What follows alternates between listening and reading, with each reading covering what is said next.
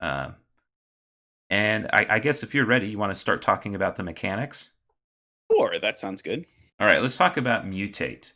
So, mutate is really weird, and I think it's the first thing they did in vision design when they knew they wanted to do a monster world. They were looking at ways to do monsters without it just being ramp into a big monster.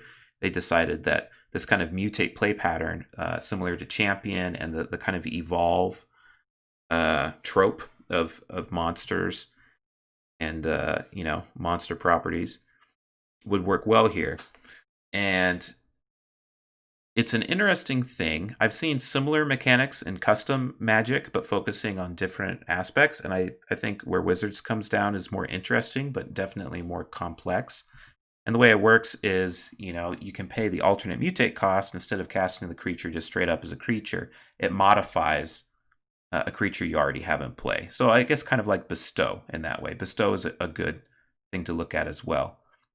But they get their value in different ways. Whereas with Bestow, as we were just talking about original Theros, that provided a lot of lenticular play, was really interesting and modular. It becomes an aura on a creature, and when that creature dies, you get the bestowed creature back onto the battlefield. Here, it focuses more on the actual mutating trigger. When you mutate, something exciting happens. Um, and the way that it modifies the creature is you can put it on top or on bottom, and it takes all of the abilities of all the cards on the bottom, plus the power and toughness of the card on top, which sounds kind of complicated. Like if you're looking at your board and trying to decide what to mutate, not only do you have to decide, am I going to cast this for a non mutate cost, like just cast it straight up, or am I going to mutate it? You have to decide which creature am I going to mutate. Then you also have to decide, am I putting this on top or on bottom? So it seemed when I first saw it, wow, this seems intensely modular in a way that I would run away from if I were designing the set. I'd be like, okay, this is too much for too many players. They're going to see these cards, and on top of that, it's a ton of text. Let me find a common with mutate because even those are kind of hilariously wordy. But when I sat down to start playing it, it was it's this kind of thing where all the complexity is up front. Where once you figure out what it does the first time, it's very easy to remember how it works after that. You kind of shortcut all of that reminder text until you start playing with it.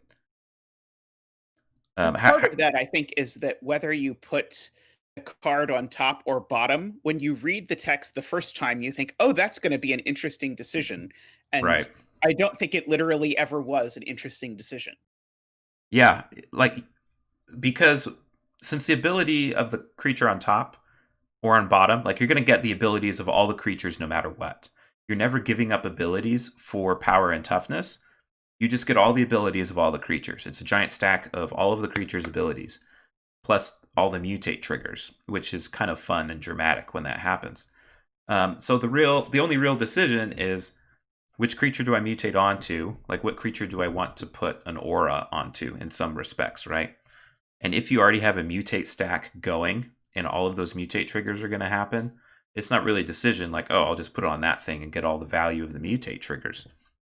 Though it's interesting how many times it was correct to not do that, which I think speaks to how well the set was developed from a limited perspective. But yeah, the power and toughness is not a choice, so that removed some of the modularity I was worried about. It would be more interesting, I think, if they had more creatures with widely divergent power and toughness. So we have things like Main Serval, which is the one in a white 1/4 vigilance. That made some more interesting mutate decisions sometimes, but like the creature that it curved into, the Vulpikeet, has flying, and you're always gonna, when you're mutating something with flying, you're gonna go for more power than more toughness. Yes, absolutely. And one thing I wanted to say about the rules complexity before getting too deep into the like what I think about Mutate itself is I'm surprised how much they leaned into weird rules minutia like fertilid and these sorts of things where they're taking advantage of the fact that oh it's a 0/0 with counters so you just put that on bottom and then you basically get to add the power and toughness which is what you would maybe think you would do if you were guessing what the mechanic was going to do. Uh, I was surprised by that, and that they didn't sort of say, "Okay, no, we're not doing that," because that to me feels sort of time spirally, where they're really building the set around the weird loopholes of the Hmm. mutate ability they decided on, rather than around what the mutate ability they decided on actually does. Okay. But I think the issue with mutate is it's really hard to drill down to exactly what it does because it's all about. I think it's a mechanic about loopholes. It's like how can I abuse this uh, rules text on this creature using this other mutate creature, or how can I abuse the counters on this other creature? With like keyword counters or like you said, fertilid, um, to make this an even bigger, cooler mutation. Um, and I liked that. That felt good to me. It felt like I was doing something clever and exciting. I like it when those loopholes are there, as opposed to you only get to play the New World Order version of this mechanic ever. We're never exploring the weird space of it except in a modern master set sometime. You know what I mean? So I enjoyed that. But for you, you thought maybe that was a little too much unnecessary complexity. I think I wouldn't say it was unnecessary complexity. I would say I think it's that mutate isn't quite the right keyword. Hmm. I think they're very close, but I think the fact that mutate is intrinsically card disadvantage and they had to bend over backwards in so many ways to get around that by having all of these by having all of these things that when you mutate blah blah blah sort of flavor, Yeah. to sort of try and get you like the Dreal Heron or whatever, where it's like, okay, when you mutate it, you also draw a card. Yeah. I think that was sort of them trying to compensate for the fact that, unlike Bestow, it didn't have an intrinsic way to compensate you for the fact that doing this is card disadvantage. Yeah. And I didn't realize that for a while. Like when I was actually beginning to play, I was like, all right, how do I evaluate this card when it's in my hand and I'm playing a typical limited game and I'm trying to decide what to do with it? I realized, oh, this is just an aura. That's all it is. Like Volpakit is a generally +1, +2, and flying, right? Or like +2, +3 and flying, something like that, which is fine, but like I've been trained, auras are bad and limited generally. That's a great way to get 2 for 1.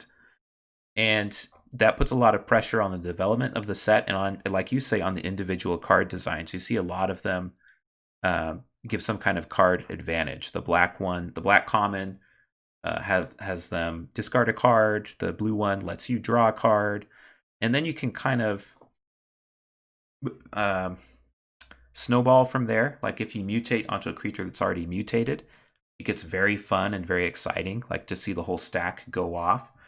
And I like that aspect of it because one thing I don't like about kind of Boggle style play and the play of Theros Bestow was you put all of these huge auras on one creature, and it was just very difficult to evaluate constantly. Like you have this huge thing with all of these things going on, and then if it dies, it becomes a whole bunch of different creatures. But all of the complexity of these mutate stacks are all on the ETB. Like a bunch of triggers happen, but only when you mutate. Then after that, you can just consider it one creature without any additional rules complexity after that. Unless they've mutated on top of one of these things with a stray ability, like there are a few of those floating around the set, like Glimmer Bell, for Oh, Glimmer example. If Bell. you mutate on top of Glimmer Bell, then you get to have this weird onboard trick that your opponent doesn't know about. Uh, I got so many and then they people with become, Glimmer Bell. oh yeah, the but I'd say, going back to the idea that this thing is an aura, what is it you're really not supposed to do with auras? You're really not supposed to pile a bunch of auras on one thing, because then you Yeah. get like N for one for large N. But But players want to do that because that's kind of intrinsically fun. It's inherently fun to like go all in on one creature. what's weird about Ikoria is they specifically encourage you to do that, but doing it is absolutely terrible, because the Hmm. removal in Ikoria is actually very good. And so I think very often it would be like, oh, I could put this thing on top of this pile and I'd get all these stacks. But oh, really? I should just play the Dreamtail Heron as a 3/4 flyer rather than playing even more into their blood curdle or whatever. Yeah. So I think if it was me, if I were to say what I would have wanted to say actually the exact opposite of what they did, which is to say only non-humans can mutate. I would have said only things that haven't mutated can mutate. Oh. Well, that gets away from the play pattern of building a monster. And I think that's inherently fun, even if, as you say, that's oftentimes incorrect. Uh, if you're Are trying to you win. building a monster when what it seems to me like what you're really building is a complicated sorcery? Because Complicated sorcery that builds and gets even more it complicated over time. it's not like to me monster implies big. If I'm and the monster isn't getting bigger and it's not getting better at combat or attacking or any of these other things, it's That's just true. getting me whatever triggers. To me, this is where sort of the monster part falls a little bit flat for me. Uh, Hmm. and I will absolutely reiterate what you said. The development was so good and the cards were so fun that even though I think mutate wasn't the right mechanic, they really squeezed all the juice out of it they could and really tried to put the set together in such a way that really, even though the mutate deck was terrible, I don't know if that was your experience, but definitely my Kind experience of was if you was. tried to build a mutate deck, it was bad because of all the reasons we've just said about how it's basically building an aura deck in a set where uh, there are like 1,000 common removal spells to punish you uh, for building a deck that does that kind of thing. But the set is fun as long as you don't do that. As long as Well, you don't let that trick you into doing the thing that they're trying to, like, on the surface, incentivize you to do. well, I still thought it was fun, but I think a lot of that fun was from it also being a mechanic that you do not have to go all in on at all. Like you can just have the incidental mutate in a normal deck, and sometimes it's great to play it as an aura with a trigger, and sometimes you just play it as a creature because you still always have that opportunity. Like the mutate creatures, they kind of tell you want to mutate, but they don't say you have to. And I had a lot of fun mutating random creatures in random combinations in non-mutate focused decks. I will say though that the few times I tried to go all in on a mutate theme, it went poorly for me. Um, and that's just because of the tried and true laws of limited, where you don't go all in on one creature and assume you're going to win. People draft removal highly and for good reason. But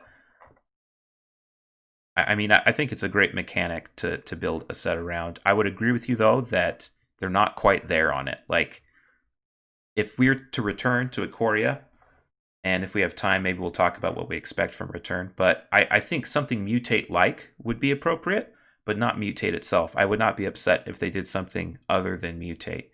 I really like the kind of space and what they end up doing with mutate, but it's not. It still feels a little bit off. Like it's just such a weird mechanic. It takes up a lot of complexity, and like you said, it encourages play patterns that maybe aren't always healthy. Like they feel very fun, but then they can blow up in your face a lot. Yeah, I found that mutate cards played best if you sort of treated them like equipment. Like, I'll have a few uh, Yeah, Cloud Piercers. That was another on-board trick, by the way. We were listing Glimmer Bell earlier. That was another one that was really easy to get people with. Cloud Uh, Piercer. Oh, wait, how? yeah, Oh, because you Reach. Yeah, put like a 6/6 on top of it, and then they attack into it with their flyer, and then you block, and then they're sad. Uh, I think red Reach cards that don't have wings are kind of an onboard trick anyway, because the yeah, art, as hard as they work to make it look like, oh, this can block things with flying. In recent sets, it always still surprises me. It's like, oh, I guess it has a long neck, and so it can, thwack those birds out of the sky. there are a lot of problems with the art, and that's another That's true. whole issue that we could get into that is somewhat minute, but there are a lot of Yeah. yes, I agree with that. I'm sorry, I interrupted though. You were talking about ways to get got, I think, with mutate. Yeah, I got distracted with. Oh, I was saying yes. I was saying that I think that mutate played really well if you played your deck with a few mutate cards and then a Yeah. few mutate synergies. Like Farfinder was one. Like mutating onto a Farfinder is just the best feeling Yeah. uh, in the world. I felt like I thought that Farfinder was in exactly the right place for doing what mutate did and saying okay, and how often it was. Or sorry, and it surprised me how often the vigilance was relevant that you got Mm, off the Farfinder. yeah. And it's such a great limited level up card too, because typically the artifacts and colorless cards are not great except when it's really obvious. Like in Kaladesh, you had that stupid vehicle that shouldn't have been a common. Yeah. Oh, Uh, Renegade Freighter. Renegade Freighter. Oh, what a stupid common. But it's a nice moment when people who are good at limited realize, huh, this 3 mana 1/1 is actually a fine early pick. It's in some cases a great early pick, because it leaves you open and um, the vigilance can matter and you get card advantage that helps you get back the card disadvantage of mutating onto it if it then gets removed. It would have been maybe nicer if this hadn't been the exact same limited level up from Dominaria, where Skittering Surveyor, I think, was widely agreed to be the best common after That's true. a long time out of the set. And this is just a Skittering Surveyor that is not an Yeah. I'm going to look up notable Farf. thing. It's a fox that's colorless, but not an artifact. Um, you and Trevor were saying in chat how you would redo mutate, like how you'd possibly reflavor it as more focusing on because it's about stacking triggers and getting a bunch of triggers going. Have you thought about it more since then? I know you just said that the way you would fix it is make it so you could only mutate on things that hadn't already been mutated onto. But you have any thoughts on that? Yeah, so to me, there's sort of two directions you could go with mutate if you agree with my thesis that it's not quite right. You Right. could look at what it's doing flavorfully, in which case, then I think the right way to adjust it and lean into the flavor is to make it so you can't mutate something that's already mutated, and then lean more into the fact that it's making things bigger with the sort of haste thing, which is, I think, a big part of it when you turn your 1/1 into a 5/4 and then attack with it. That's fun, and that sort of feels like mutating. It feels like, oh, I suddenly have this giant attacker out of nowhere and it's eating your face. That part I thought that was the part I would lean into if I was leaning into the flavor. Yeah, and then And then you there's this whole other spectrum, or this whole go other ahead. side of the spectrum of the mechanics, where mechanically, what you're doing is you're building an increasing sorcery that you're casting over and over again. Because as soon as you mutate once, then you're not going to get anything other than triggers out of mutating again, as a general rule. Yeah, And so you'd end up doing this with these sort of hilarious game states where they'd put a pacifism on your mutate stack, and then even though you had other options, you'd still mutate onto it again and again because you just didn't care about the creature. You just cared about the, oh, if I mutate onto this stack, then I get to flip 3 permanents off the top of my deck and draw a card and whatever yeah, else. yeah, which I think is And great. so I think if you wanted to lean into that flavor, I think you'd want to do something like wizard oriented where it was actually a spell you were casting that was doing all of these things.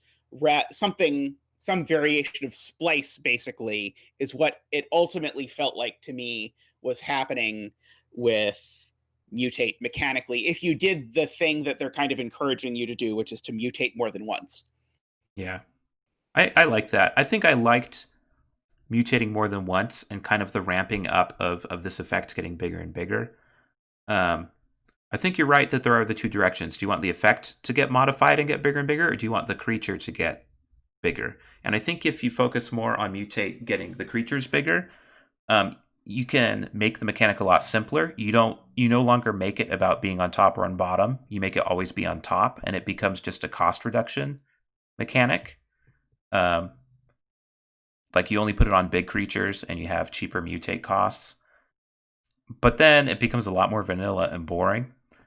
And I think there's actually a lot of space and room for the repeated effect thing. One thing that I always like in a magic set is if it has ways for the creatures to do things other than just attack and block, which that's kind of the bread and butter of good Magic gameplay, but it's not enough. Like you want some dimension to the environment and to the creatures, and I like that the fun thing is what the creatures, how you're mutating the creatures and what they're doing other than just their attacking and blocking. Although that also affects that as well, the abilities you're giving them and things like that.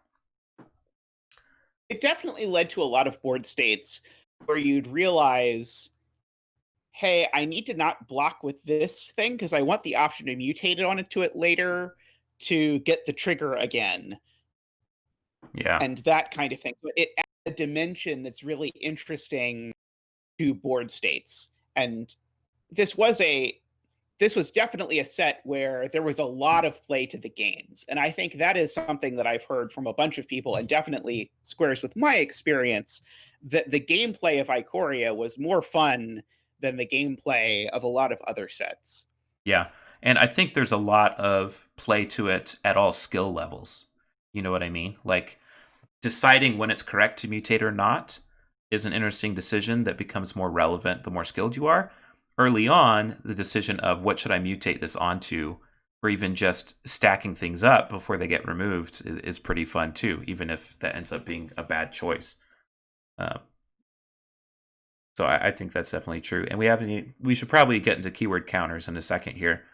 But I mean, just for, I guess, the sake of history, mutate originally, you had to share a creature type to mutate onto it or a keyword, which makes it a little harder to scan, even harder to scan than it already is. And I like that they made it non-human. That helps sell the flavor of what they were going for a little better. And also mutating your cats into humans is a little weird, and things like that. So I'm glad they made that shift in set design. Is there a trope that the non-human is going for? Because I feel like when I think of mutating, I think of The Fly and things of that genre, which are Mm. largely about like the Incredible Hulk. Like almost all the examples of mutating I can think of outside of like the Fallout series involve humans mutating into monsters. Well, it's Pokemon, right? It's just evolving, right? I guess. I mean, I guess. I didn't play Pokemon, but I think everyone is familiar with the trope of these interesting monsters mutating into different evolved versions of themselves. Um, I'm not. I feel like mutating is not a one-time thing. I think if something can mutate once, it mutating more after that kind of follows flavor-wise. I have to disagree I with guess, you yeah. there. Futurama rules dictate that once you've mutated once, you can't mutate again. And I think I've seen that in some Huh. other genres, but yeah, I get. But again, that's humans mutating, so maybe that's a different thing. Yeah. Yeah, that could be. I did not have an issue with that aspect of the flavor, but you are right. Like now that I think about it, that's another approach to mutation for sure, as far as genre tropes go. Um, any last things on mutate before we move on? I think the actual cards they printed played out very well, despite my Yeah, nitpicks about the mechanic and the fact that I think probably they cannot do it again. Way to make it so that even though I think the mechanic encouraged weird things, and there were a few cards like the Blight Mamba that really did not come together around it. I think overall the cards they printed were good. yeah, they did a. I think they executed it really well, and I think even when the set released and officially, they never say anything negative about their sets. I think Mark Rosewater, somebody said on Twitter, like, mutate is not a mechanic we will necessarily return to because it's so, all of the baggage that comes with it. Um, but I think they made it work really well, despite it being kind of the centerpiece of the set, like the whole set kind of being built to work with it. It did really well. I think we all know the central mechanic of Ikoria is one mana cyclers. One mana cyclers. Don't get me started on one mana cyclers. I mean, I think that's fun too, but